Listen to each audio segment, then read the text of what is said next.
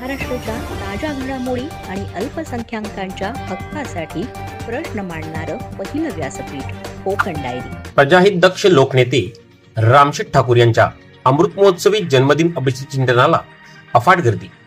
जाणत्या नेत्याच्या दीर्घायुष्यासाठी हजरत पीर करम अली शाह दर्गे व सय्यद अकबर मित्रमंडळाने प्रार्थना व दुआ केली। सर्वसामान्यांचे आदरवड लोकनेते रामशेठ ठाकूर यांच्या लाखो चळवळीतील संघर्षातील जीवनातील यशात हजारो सदस्यांनी आपल्या माऊलीरूपी देवमानसाला अमृत महोत्सवी जन्मदिन शुभेच्छा देण्यासाठी पनवेल येथील सेकेटी महाविद्यालयाच्या भव्य दिव्य अशा कीर्तन महोत्सवाच्या व्यासपीठावर पुष्पहार, गुच्छ व भेटवस्तू देऊन त्यांना जन्मदिवसाच्या शुभेच्छा दिल्या।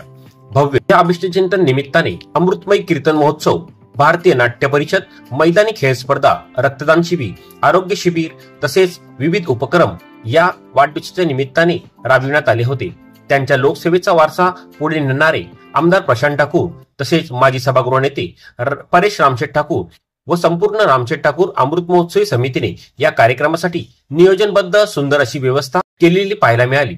सायंकाळी द्वारका शारदा पीठाधीश्वर जगद्गुरु शंकराचार्य स्वामी श्री सदानंद सरस्वती महाराज यांनी स्वतः उपस्थित राहून लोकनेते रामशेठ ठाकूर व तसेच कुटुंबांना आशीर्वाद देत भाविक भक्तांना हिंदू व संस्कृतीबद्दल मार्गदर्शन केले।